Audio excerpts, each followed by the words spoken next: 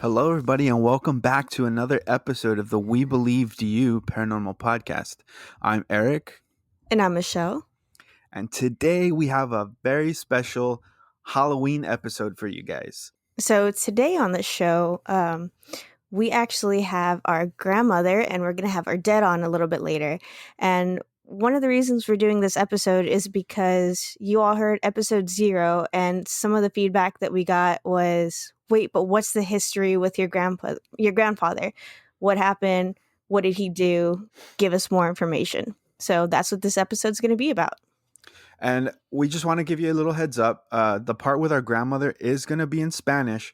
So for you non-Spanish speakers or people who don't understand Spanish, we will translate a little bit later. In the description, we will give you a little timestamp of where you want to go ahead and skip to the English part, or if you want to skip over the Spanish part. That way you don't have to go through that entire part. So without further ado, here is our grandma. Hoy nos va a contar un poquito de su historia, o la historia más bien de las experiencias que tuvieron en su casa con mi abuelo, las cosas que vio con mi abuelo, y ¿qué fueron, cómo era mi abuelo? O sea, ¿qué fueron sus creencias, grandma? Sus creencias eran que le gustaba estudiar la magia negra. ¿La magia negra? Sí. Entonces, ¿era como satánico o era...? Era algo así como satánico. Ok. ¿Y qué experiencias tuvieron ahí en la casa con él o por lo que hacía? Bueno, pues cuando salíamos para afuera de la casa, oíamos que se movían todos los muebles de la casa, se oía mucho ruido, y cuando entrábamos, pues estaba todo en orden, estaba todo como si no hubiera habido nunca un ruido. Uh-huh. ¿Y todas esas cosas pasaban cuando él todavía vivía ahí Sí. o ya cuando se había ido de la casa? No, cuando todavía vivía ahí. Ok. ¿Y cuando se fue de la casa, cuando ya no vivía con ustedes, seguían las cosas o dejaron de pasar esas cosas? No, dejaron de pasar las cosas. Dejaron de pasar. Sí.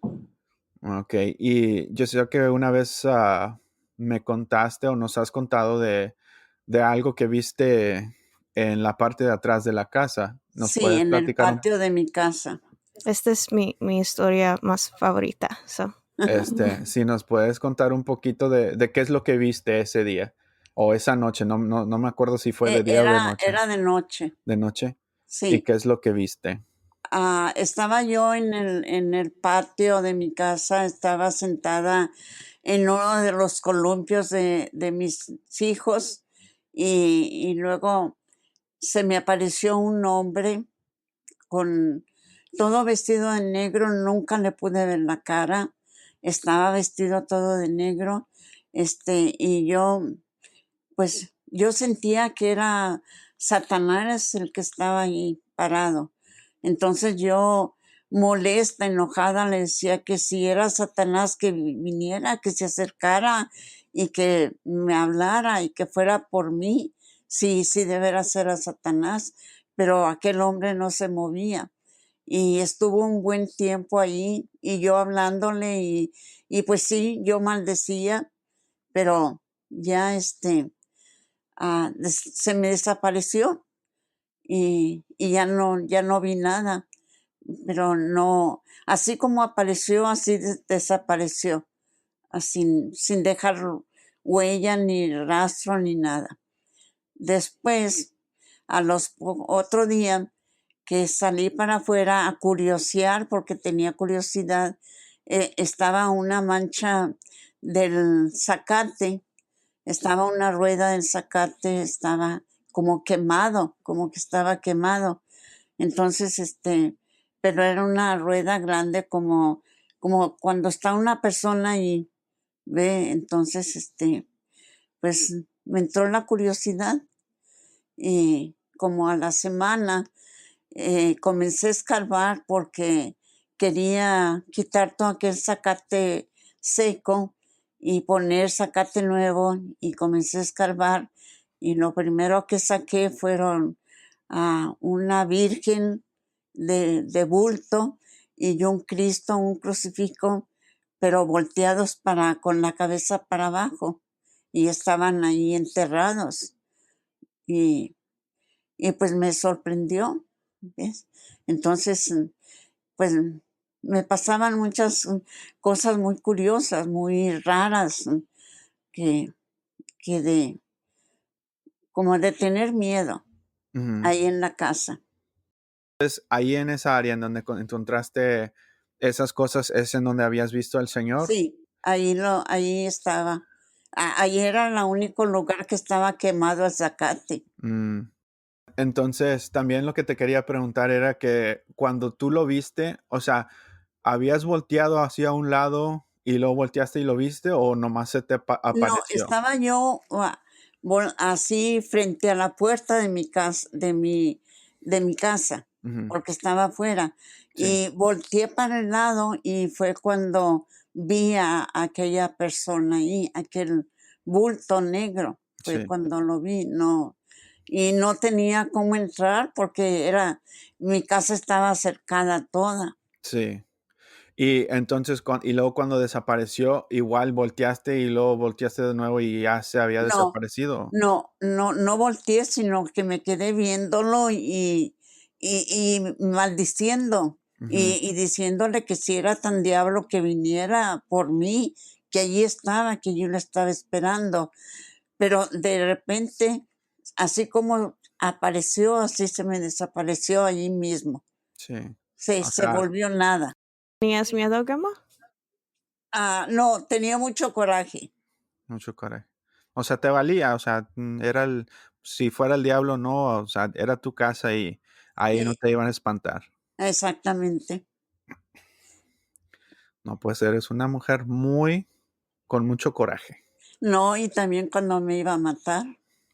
¿Él te iba a matar? Sí, me iba a matar porque él, los libros que él tenía Ah, decían que para él entrar a ser miembro tenía que matar a una persona de su familia. mi abuelo dices que te Sí, tenía que matar. sí, Oh, mi abuelo me llevó al mar mm, y me iba a matar allí. Lo malo es que se llevó a los niños ujú, y por los niños pues no me mató, pero él me quería matar para entregarle mi alma a Satanás porque era lo que decía en los libros, que ujú, tenía que matarme para entregarme, para él poder ser ya digno de Satanás. ¿Cómo te sentiste cuando él estaba haciendo eso? ¿Todavía estabas enojado con eso también? No, ¿O sí, sí, me daba mucho coraje que hiciera esas cosas frente a mis hijos, frente a sus propios hijos.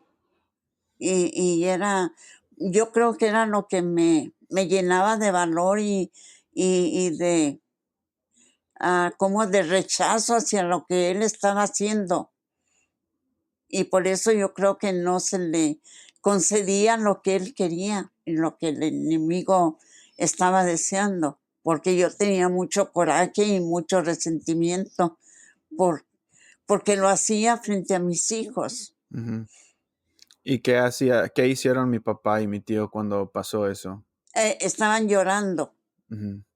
¿Estaban encerrados en el carro o estaban ahí? Estaban en el carro, Mm. pero tenían la ventana abierta y ellos vieron y comenzaron a llorar y a llorar y gritaban y lloraban y fue cuando me soltó ¿Y qué te estaba tratando de ahogar en el mar o de cómo? ahogarme. Me estaba metiendo al mar para ahogarme. Pues qué hijo. Y no fue la primera vez que intentó, bueno, No, eh, esa fue la primera vez que él mismo intentó matarte, ¿verdad? sí. Pero ha mandado a alguien también a intentar. Después, No. después de que me divorcié de él, Entonces, o sea, te has librado de él. Sí, ya más de una vez. sí. Me acuerdo que me estabas diciendo de sus libros que tenía que tenían símbolos malos. Diabólicos y tenían a Satanás ahí y se veían porque yo veía los libros porque me daba, y yo quería saber qué era lo que él estaba haciendo y veía el morbo y veía en las páginas, veía a monstruos destrozando cuerpos humanos, los cortaban en pedacitos, los degollaban, los quemaban. Estaban feos esos libros, bien feos. Y como yo no entendía inglés y eran puro inglés, así es de que pues me imaginaba lo que estaba pasando. Sí. Y qué hicieron con esos libros? ¿Se quedaron en la casa o...? No. A mí me dijeron que tenía que sacar esos libros porque en mi casa se oían muchas cosas muy negativas, muy malas, se Ujú, veían luces, se oían ruidos y me dijeron que tenía que sacar los libros, porque tuve que hablarle a un sacerdote que fuera a vender mi casa, a bendecir mi casa y fue y le enseñé los libros y me dijo que tenía que deshacerme de los libros. ujú, Entonces me dijo más o menos a dónde podía llevarlos. Fue fuera de aquí de Brownsville. sí.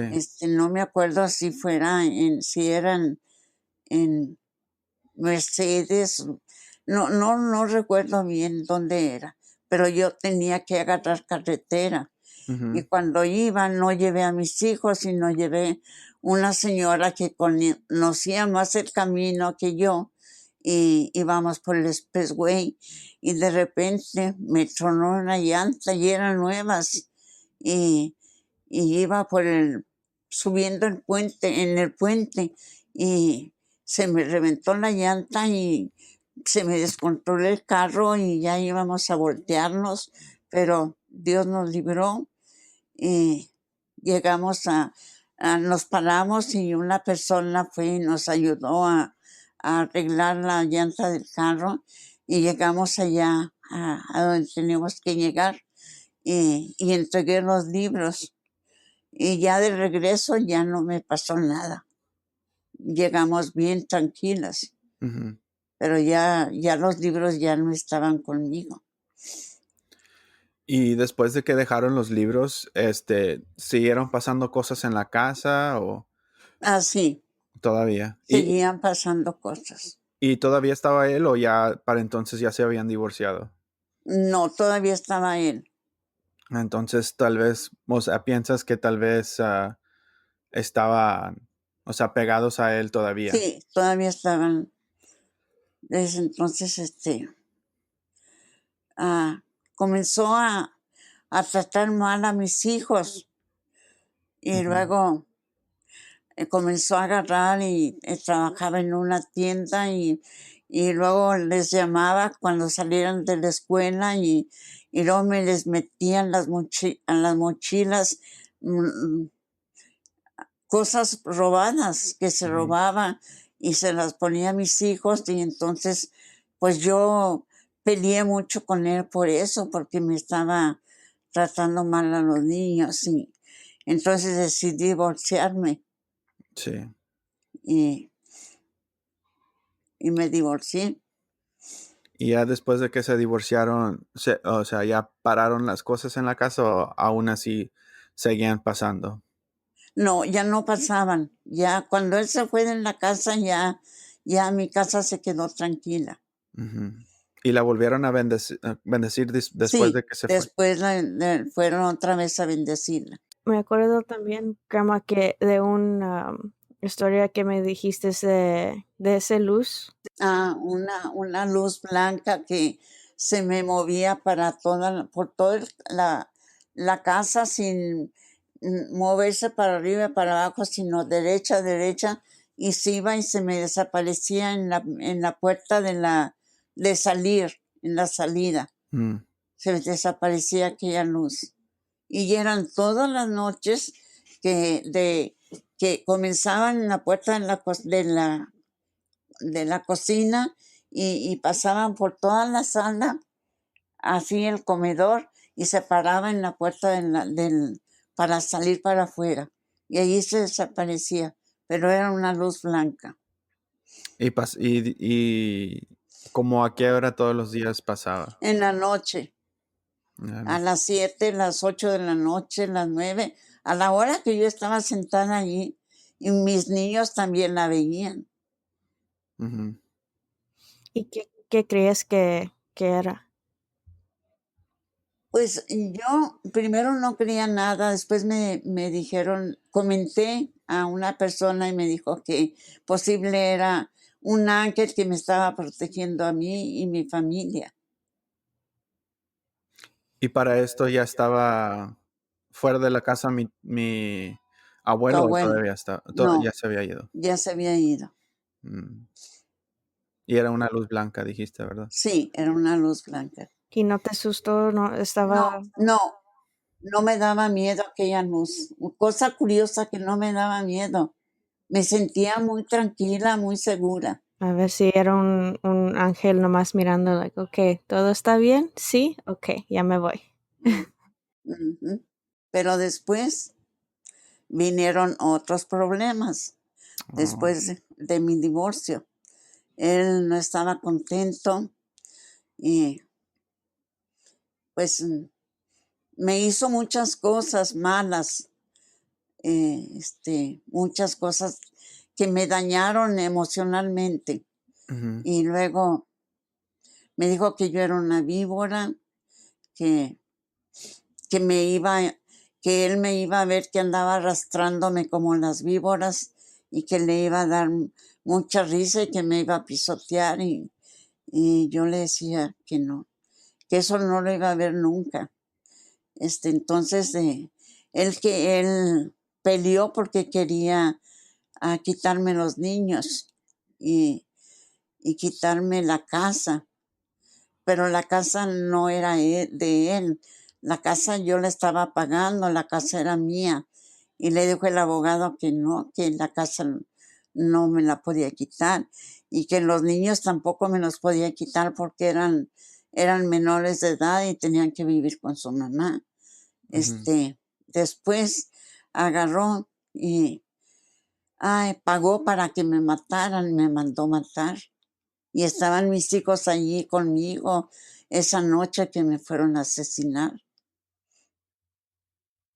Y tú lograste, o sea, librar, o sea, que no te hiciera nada y hasta lo perseguiste, ¿no? Lo perseguí al hombre, me fui atrás de él, quiso brincar la cerca, le agarré una pierna y yo no quería dejarlo y yo creo que le lastimé la pierna porque ah, se quejaba y y comenzó a salirle sangre, pero venció él y pudo salirse porque la otra tenía la otra pierna fuera, nada más una pierna, ¿ves? Entonces, después mis hijos dijeron que ellos sabían, porque ellos cuando ellos iban a que al negocio donde él trabajaba, que ellos veían que hablaba con aquellos dos señores, eran dos, y Ujú, que les pagó y les dio un mapa de mi casa y cómo entraran a mi casa, ¿ves? Pero ellos dijeron después y le dijeron al juez que ellos lo habían visto. Entonces fue cuando él odió más a mis hijos, ya no quiso saber de ellos. pues creo que fue lo mejor, o sea, que ella se alejara de ellos y que no volviera a la, o sea, a la vida de ellos o de ustedes, porque pues al parecer les causó bastantísimo daño. Especialmente cuando él estaba ahí, que tenía sus libros y que hacía ritos feos ahí en la casa que no me gustaban y que siempre vivíamos ah, de pleito, con dificultades, nunca estábamos bien, eh, como que el maligno estaba ahí metido en la casa Ujú. y yo siempre andaba con mucho coraje. ¿Qué tipo de ritos hacía? No sé, porque se encerraba en un cuarto y nunca nos dejaba entrar Mm. cuando estaba haciendo sus cosas. Y también tenían muchos animales ahí en la Sí, casa, ¿verdad? Y no los usaba para sus cosas él. nunca supe.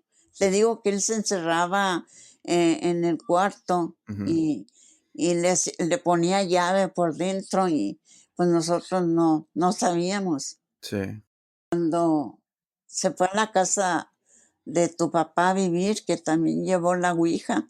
sí. No, pues sí, esa sí la alcancé a encontrar una vez. Bueno, el primer episodio que sacamos, o el episodio cero que fue, sí comenté un poquito de eso, o sea, porque estábamos allí y pues como le dije a mi hermana en ese episodio, pues los anunciaban en la tele como si fueran cualquier juego así de niño o algo así. Y pues lo encontré y que lo saco y comienzo a moverle ahí jugando con él y me acuerdo que pues que se metió, o sea, se entró al cuarto y que me regañó, que me dijo que eso no es algo con lo que se juega y que esto y lo otro pero pues no me dijo nada, no me dijo por qué, nomás me dijo así, pues yo no entendía en ese tiempo, sí, pues En esa edad. en ese tiempo cuando tenía que fueron como 5 años, creo, 6. Este, porque como te digo, o sea, nomás fue algo que yo vi como un juguete. Entonces ya fue hasta después, cuando ya estaba más grande, que supe lo que era eso y,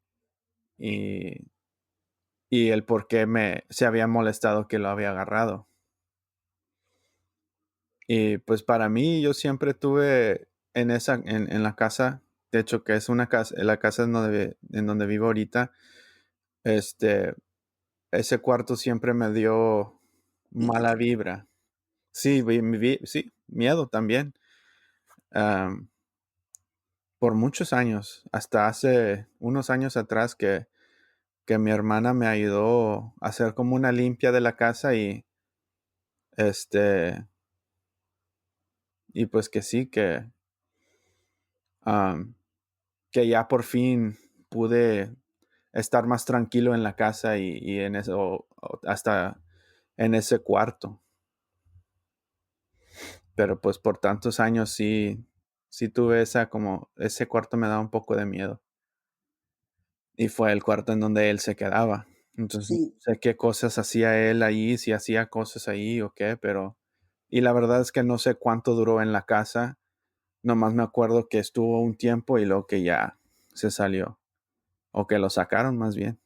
Sí, no tengo muchas memorias de él, o ni tengo o ni una. ni, sí, ni una. Eso de, eso de Satanás, de gente que trabaja con Satanás, es muy malo para los seres.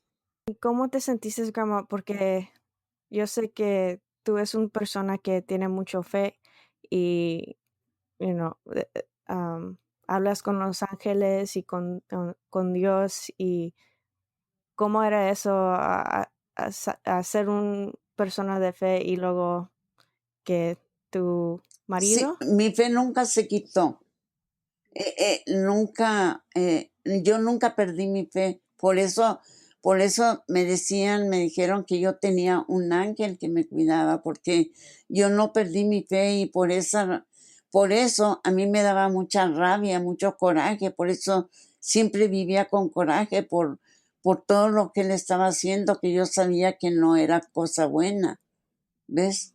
Y yo mi fe nunca la perdí, yo siempre tuve fe en Dios, en la Virgen y en mis ángeles que me iban a proteger y que me iban a cuidar, que hasta ahorita lo han hecho. No, y bastante. Y le damos gracias a los ángeles que te han protegido tanto tiempo y tanto. y de tanto y de tanto. So that was our grandmother, Maria de los Angeles, which means Mary of the Angels. Um, yes, just, I mean, we've heard these stories before, and we just thought it would be something interesting to give you more background on our grandfather because we know that you guys had asked, some of you guys had asked to, like, what's going on with your grandfather? You To kind of, elaborate. yeah, we kind of got, I guess, left you guys on a cliffhanger, which was our intention. We didn't want to give all that juiciness away right at the beginning, but so basically, what she started off talking to us about was um, how they would be outside of the house, like I guess with the neighbor, for example. And at that time, it was, there was no AC. They didn't have a window unit or anything like that. So a lot of the times they would have the windows open and to let the air circulate and stuff like that. But while they were outside of the house, whether it be in their yard or in the next door neighbor's yard or whatever, they could hear furniture moving around. Like they could hear like somebody was moving stuff inside of the house. And but then when they would go back home, they said that all the furniture, or she said that all the furniture was back to normal. Like nothing, it's like nothing was ever moved, but they could hear those things happening. So that was kind of some of the things that they would experience in the house. Yeah, I feel like that was one of the first stories or ghost stories that dad ever kind of told us, or maybe not ghost stories, but one of the first experiences that dad kind of talked about. But the next story that she went into was, it's literally my all-time favorite. She's told me this story like 10 times, but I don't know, I love it.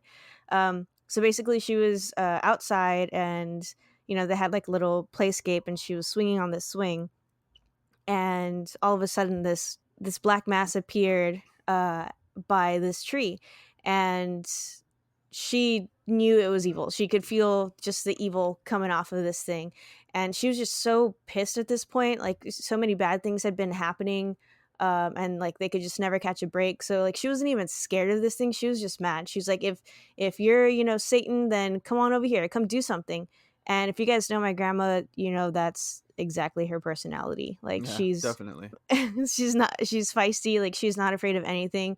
Apparently not even Satan himself. And so she was basically telling off this thing, whatever it was, Cussing at him. and yeah, cussing him out, telling him, all the things.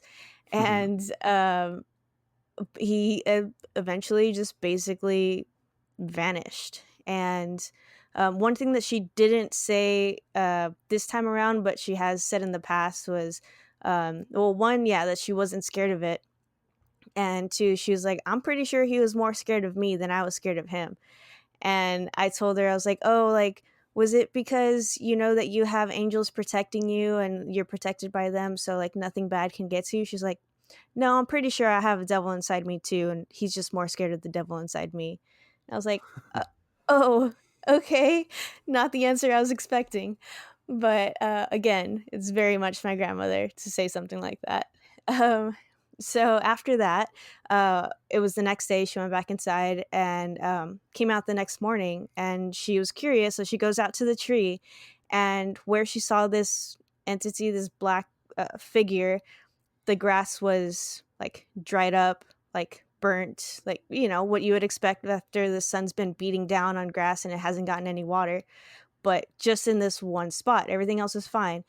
um, so again, her curiosity got the best of her, and she starts digging, and she found the statue of Virgin Mary flipped upside down, like buried in the ground, and she also found a crucifix, same thing, buried in the ground, flipped upside down. I personally don't know what that means or what that is for, Well, I'm but gonna, yeah, I don't know what it's for exactly, but I am gonna just real quick, something that happened. Our grandmother, our other oh yeah, grandmother, our maternal grandmother passed away. I think I was about 7. And she had already, been gone for a while. But there was this one time that we went to go visit her grave. And my grandfather, when he was still alive, he would always, make sure to dig up all the grass that was around her gravesite, just so that people like knew that there was a somebody that, or like, you know, somebody had been buried there, so that they weren't stepping all over the grass or stepping all over her grave site and stuff like that. And one day I remember we went to go visit, and we found like, I saw like this piece of plastic, like paper or something like that. So I grabbed it and I pulled it out, and I was like, oh hey, look, it's a Virgin Mary. But it was also buried upside down in her grave. And I remember that. like, I remember like my mother and my aunts, like, I don't know if my grandfather was there at the time. I'm sure he was. But they all freaked out, and they like kind of like, they didn't slap it out of my hand, but they told me to like drop it. And then they got the shovel and they just like launched it, towards the edge of Tree the, line. yeah, the tree line. And they just said that it was like some sort of like witchcraft or black magic type thing. So I mean, I'm assuming it's the same thing, because like we've found that before. And I mean, my grandmother, who wasn't there for this instance, like just told us the same thing, for that. So Yeah, no, I mean, yeah, I assume it's something bad, but that's always because of that situation or that instance. Also, with our other grandmother's grave, I've always been curious, like what that was, or what that ritual, or what that, you know, does. yeah, what it's for. And so I'm curious if any of our listeners happen to know what that's about. Um, please let us know, because I've been thinking about it for, I don't know, 20 Ever. years. Yeah, no, Yeah. seriously. Um, so yeah, so that's what she ended up finding. And yeah, the next thing that she kind of went into, Was Eric, she, if you want to talk yeah, about. she said she had found some books also. And she said that on those books, like, there was a lot of like on the cover, I guess there was a lot of like just ugly images. And she said even in like on the inside there was, people being ripped apart by, I guess, what seemed to be like demons and stuff like that, and just a bunch of ugly images inside the books. And then she said that she couldn't, since she didn't know how to read English, that she really didn't understand what was in the books. So, so what she ended up telling us too was like, she mentioned those books, and then she started telling us about the time that apparently he tried to kill her. Which wasn't the first. Well, no, this was the first time. There was another time where he didn't try to do it personally, but he had someone try and have her killed. Assassinate her. Yeah, basically, he hired a hitman to kill her. But this time, she said that I guess he took her to the beach, and apparently he tried to drown her. I guess in the ocean, or at the beach. But she said that what really ticked her off was the fact that uh, that her sons were there. My dad and my uncle were both there witnessing this. So, and if, again, if you know my grandmother, you know that she's a fighter. You know, she is hard-headed woman. She is like, she will not, Give up. give up ever. So, she fought, I guess, my grandfather off, and he wasn't able to succeed in what he was trying to do. And apparently he had to do this, from what she was saying, to, I guess, try and get in good with the devil, to try and get her soul to him, so that he could be, I guess, in his good graces, or you know Whatever you do when you give the devil somebody's soul. yeah. So then the second time, apparently, that he tried to get her killed, my grandmother was talking to us about how, um I guess at this point she had already started trying to go through the divorce proceedings, or was going through the divorce proceedings. He wanted the kids, but the lawyers and the judge obviously said that she needs to stay, or the kids were going to stay with her, because they were, underage and stuff like that. And I mean, to be honest, my dad and my uncle really didn't want to go back with they wouldn't have wanted to live with him, just because of the kind of person that he was, and the things that he did to them. And so she also told us that, when they were kids, he would take them to the store that he worked at, and he would put, uh, stuff that they sold there in the store into their backpacks, and would send them home. So basically, he was using his kids like, you know, To steal. mules, yeah, to steal stuff from the store, And so then apparently what happened too was, during the divorce proceedings, they also spoke to the kids, my uncle and my father, sorry, and they asked them, or they told my father and my uncle told them about an instance where they saw my uncle talking to these hitmen, I guess, that he sent to them, that he gave them a map of The how to get house. into the house, like how they could get in, where she was at, and stuff like that. And they used that, and they tried to go in, or at least one man did. One man went in there, tried to kill her, had a knife to her throat and everything. And again, she woke up and started fighting him off, and he took off running, and he was trying to jump the fence, and she grabbed the man by the leg and wasn't letting him go. And apparently she ended up messing him up pretty good, because a few days later, I think my dad and my grandmother ended up seeing this man in the uh, at the bus stop, and he kind of like tried to, you know, avoid eye contact and stuff like that. But that was another instance where, or just to show you the kind of person that he was. And the type of person that my grandmother is too. True. Yes. Um, but so, one of the things that I asked her was, she's a person who's always been, at least for the entire time I've been alive, she's always been super religious, faithfully going to church, like praying every day, every morning, every night. So I asked her, I'm like, what was it like living, like being someone with so much faith, and then like living with or being married to someone who's got faith in like the complete opposite of what you believe in, if she was scared or anything like that. And her answer was always no. I was just angry. I was always angry because we could never catch a break. There's always just so much negativity because of him. Hmm. But then, the thing that she ended with afterwards was, once, the divorce was over and he was already out of the picture, is this orb started appearing, and it would appear from like the back door and kind of go through, the kitchen and the living room, and then just float out the door. um and this would happen, she said, regularly, like pretty much every night, like around Hmm. 8ish, like around that time. She Between just, 7 and 9. yeah, 7 and 9. And it wasn't just her that saw it. I mean, my uncle and my dad have seen it. I remember them telling me this story too.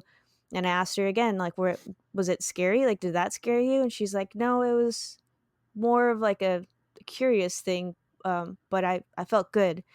And she says, that somebody told her that it was probably an angel. And I mean, I wouldn't be surprised. Yeah, I mean, you guys know we've talked about angels before, and I mean, it's quite possible that it was, Michael, because he is the angel of, for protection. And, recently she's told us about, a couple procedures she's had to have, and that both times she's had the presence of Raphael with her. And, we've talked about Raphael as well, being the angel of, like, you know, Health and health and medicine. And medicine. And he was with her for those procedures. And, for that first procedure, we got some good news, and she had told me, I saw Michael. I'm sorry, I saw Raphael before I went into the procedure, or I don't remember if she said before or after, but she said that she saw him. both. So, yeah, we ended up getting some good news, I guess, from that procedure. And then this last procedure she had, she also said that she had an experience with Raphael. And so we're hoping to get some good news as well. So, Yeah. Well, I her mean, by name the isn't. time this comes out, we'll probably have gotten that news already.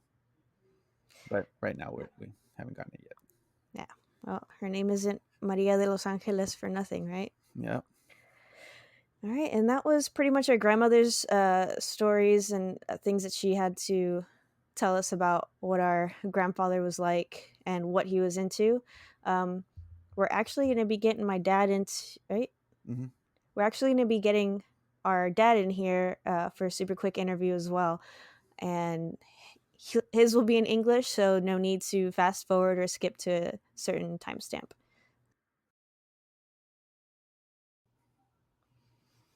All right, guys. So now we have our father on here, and he's gonna today. We're gonna get him on later so that he can talk about some of his own experiences.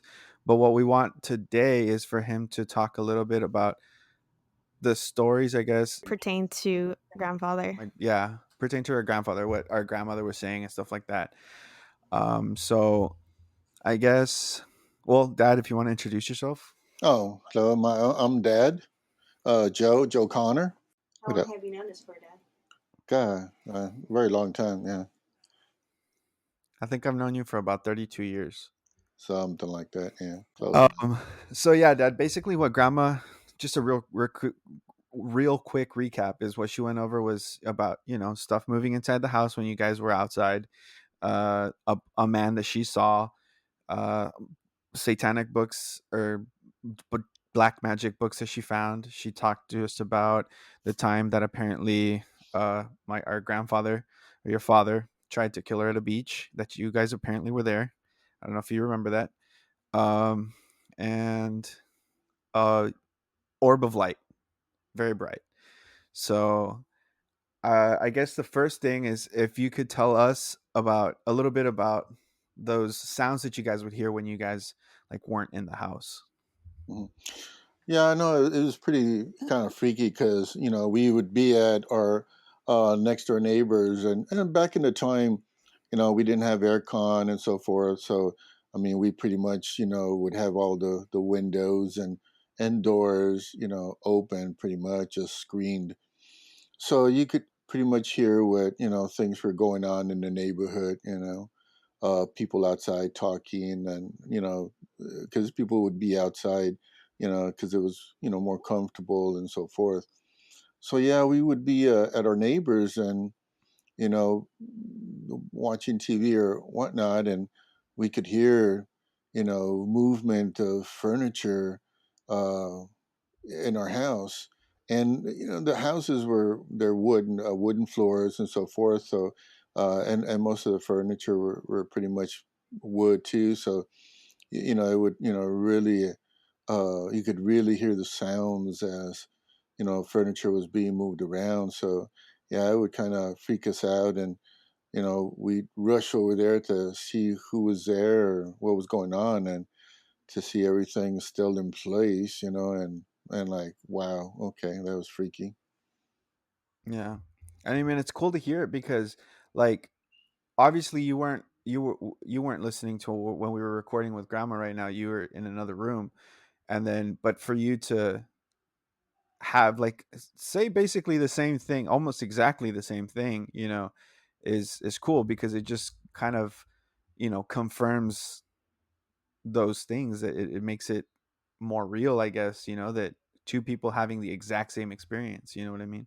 And how often did that happen? Like, was it just happened twice, or was it kind of a regular thing? No, it was kind of a regular thing. Like I said, we would, like I said, back in the day, I mean, there wasn't much on TV like there is now. So, we mingle with the neighbors. We would be, playing outside as kids. We'd be out there playing different little things in the evening and at nighttime even, especially during the summer months. We'd be playing touch or some other games, hide and seek type, and so forth. And yeah, I mean, we would be at the neighbors, and like I said, you could hear everything, and to be hearing those sounds, and like I said, that would really kind of freak us out, and to be hearing that, and like I said, it was often. So then she also started talking to us about like this black figure that she had seen.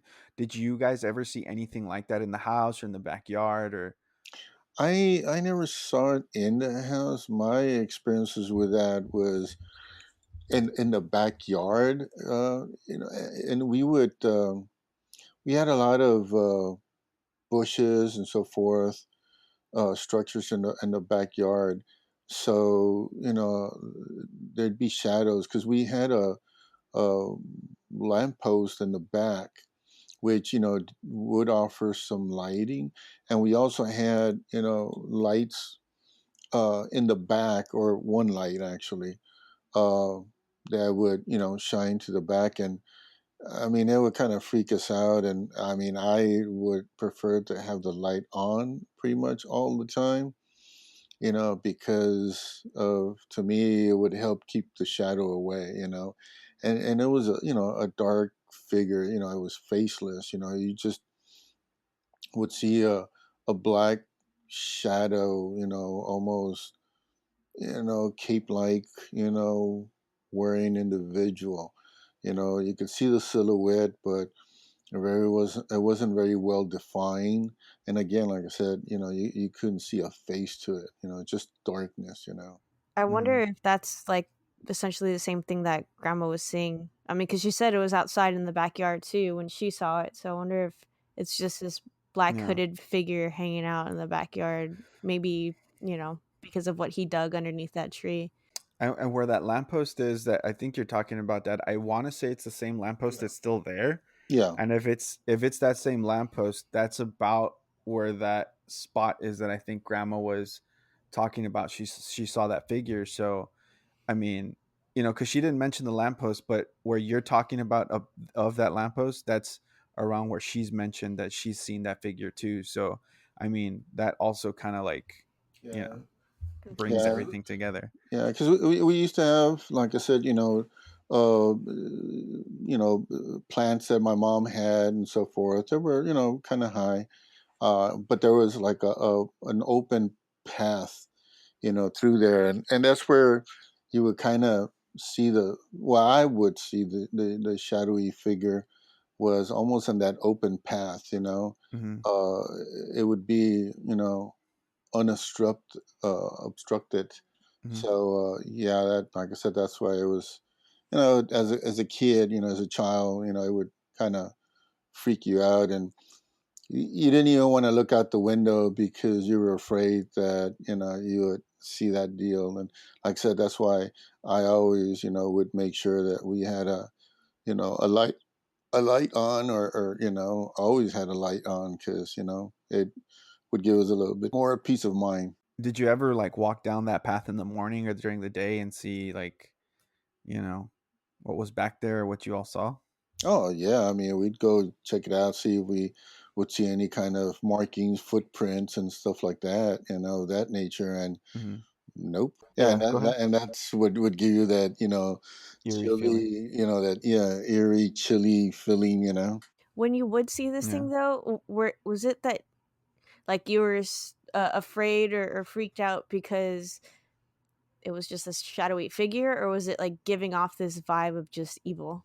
I guess as a kid, as a child, you know, that's hard to think of it that way. Like I say, it just gave you fear. You just like, you're seeing the structure out there that you can't comprehend what it is, and like I said, you can't, you know, see actual facial, features, and so forth, and it just lingers on there for a little bit, and then all of a sudden, it just disappears. It goes away. So, like I said, that's what the freaky portion of it was. I wonder if, like, because us as humans, like, psychologically, we have to put faces to everything. Like, we look for faces in a tortilla, there's the Virgin Mary, you know what I mean? Or like on a piece of toast, there's Jesus. Like, we were always like, as humans, our brains want to find faces. So when we see things like shadow figures that don't have faces, I feel like that's even scarier because it's like there's supposed to be a face there and there's nothing. And I wonder if that's more of like just like a psychological, or puts fear in you a little bit more than something else. Yeah, pretty much so. I mean, that's, that was the freaky portion of it. That, like I said, you're seeing this figure there, and like I said, you can't say it's somebody that you know, somebody that you recognize. It's just a dark shadow. Faceless dark shadow. Yeah. Wow. I can't imagine trying to see like or seeing that. Like uh, like you said, I'd probably want to have like the light on the entire time because no, sir, not me. Yeah, no, and even at night at the house, it would be scary. So yeah, I mean, back in the day, there wasn't too many night lights like there is now. So Hmm. yeah, it was pitch dark. At night. So yeah. Yeah. I know Grandma also was mentioning about any books. Did you ever see these books, or was it something that she kind of tried to keep from you guys?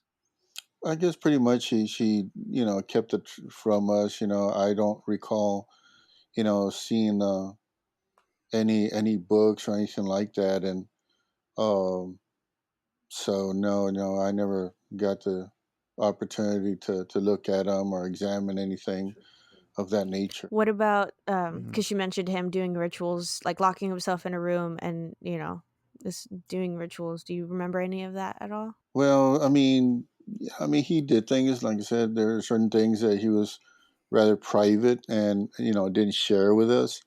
Um, so he would do his thing, and us as kids, we really didn't think much of it at the time because we were doing our own thing. Whether maybe trying to watch some TV at the time or whatnot. So yeah, like I said, as a kid, we wouldn't think much of it. Hmm. As we've now going back and thinking like, oh well, yeah, I guess it was kind of weirdish and strange that he would do these deals and so forth. And I mean, later on in life, finding out that some of the things that he was involved in, and maybe some stories, and some of the things as adults, and with you guys, as kids, some of the things that we experienced and saw and so forth, that also put two and two together.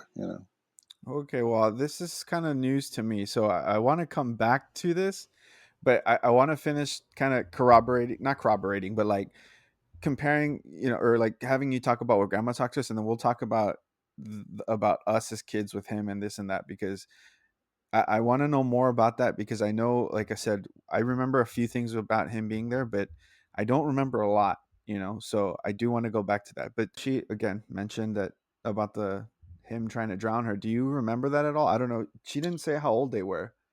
hmm No, I don't recall. I do recall that there was an attempt on her life while we were there in the home one night. We'd Hmm. been working out in the yard, and uh, I don't know what time it was. It was in the morning hours, whereas because we all kind of slept in the same room. Um, we know in our beds. My brother and I, we shared a bed, and my mom had her bed, and we were grouped together. And then so it was a big room, and I recall waking up one night, and I see this figure, uh, you know, struggling, and then I, like I said, we were knocked out, and to finally figured out that there was somebody there inside the house, and where my mom's bed was. And then there's a fight, a struggle going on, and my mom battling with this guy, and finally he tears down through the door that we had and runs out the back, and my mom chasing after him, because my mom was vicious back then.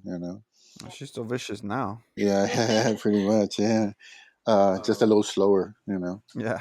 um but yeah, and then yeah, I finally, we called the police and everything, and they came by, and I had taken off, and then I ended up to a like a bikeathon type of thing for raising money. And when I returned, the police was there again, and apparently my mom, when she was cleaning the bed, found a knife.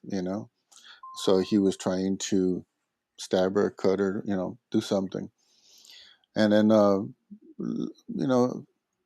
like on the weekend, I remember we were going to go to Mexico, uh, and we were waiting for the bus, and this guy comes around, and they drop him off there at the bus stop, and the bus finally comes around, and we go into the bus, but he doesn't climb in. And then I was looking at him, and I kind of recognized the person, uh, the hair he had like an afro like, short afro like hair, uh, and was dark complexion and so forth. And this guy fit the bill. And as and earlier I had seen where they dropped him off and the car took off, and at a distance I saw the vehicle park uh, in a house. So they were, they lived close by. And like I said, Mhm. I recognize the guy to be, possibly the one. And he was limping. And the reason he was limping was when he was trying to escape from the house. We had hurricane fence type, and it's got some sharp uh, edges at the top. And he tried to jump. My mom had grabbed him, and he jammed his leg into the spikes, and and he finally was able to, pull himself over the fence. So he was limping. So, like I said, he fit the description of possibly the person that had, made an attempt on my mom. And I knew of another attempt on a vehicle where they tried to take him off the road. Also, I knew about that attempt, with her and my neighbor that she was friends with, and she was my godmother. Like I said, she had a big old Cadillac from back then, and they tried to take him off the road, but it didn't work. So that was another attempt on him. So basically, Grandpa was kind of a crappy person. He had his issues. All right, guys. Well, that was our two interviews in one with our father and our grandmother.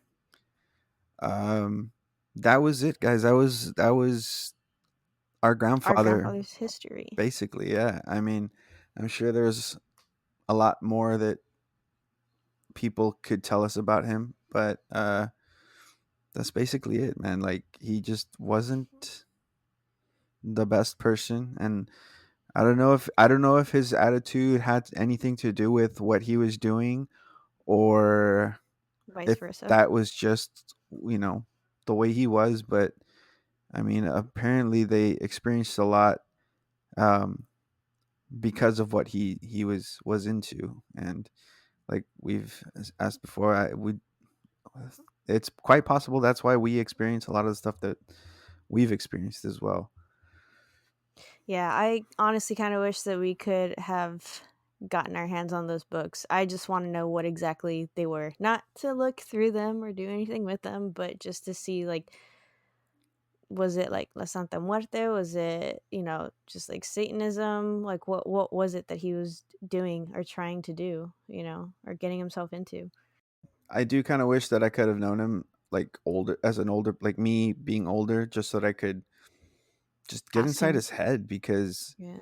I mean, not that I don't believe what they tell me, but it's just I can't imagine a person just being that Evil. evil. Yeah, Yeah. you know. I But don't at the know. same time, I'm glad that I don't really know him. Yeah, that's true. Because I'm pretty sure yeah, it honestly just even feels weird calling him Grandpa. grandpa because he Hmm. never really was. But what else No. do you call him? But yeah, all right. That's our grandfather's history for you guys. Yeah, guys. I mean, I hope you enjoyed this episode. I know it's going to run a little bit longer than some of our other episodes, but we just wanted to make sure that you guys got a good idea, because you did ask about him. We wanted you to have a good idea of what he was like and what he was into. So that's it. We hope you enjoyed it, guys. As always, if you have any stories that you want to talk to us about, go ahead and Reach out to us on social media. you can do that by sending us a message to our Instagram, which is at We Believe DU Podcast, our Twitter, which is at WBDY Podcast. On Facebook, we are We Believe DU with a question mark, or you could also get us at We Believe DU Podcast on Facebook. Uh, our email is webelievedu@gmail.com, and you can send us Your written stories. your written stories in English or Spanish, and we'll translate them to you. or for you guys. Also, check out our YouTube channel, which is We Believe to You with a question mark. And don't forget to leave us a 5-star review on Apple Podcasts or iTunes.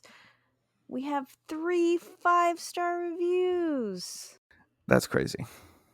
I didn't know Yeah. there was 3 people that listened to us. Right? And it wasn't us? Yeah, no, definitely wasn't me. But yeah, guys, so send those in. We want to hear from you. We want to hear your stories. As always, a judgment-free zone here. We want to hear from you because we believe. Do you?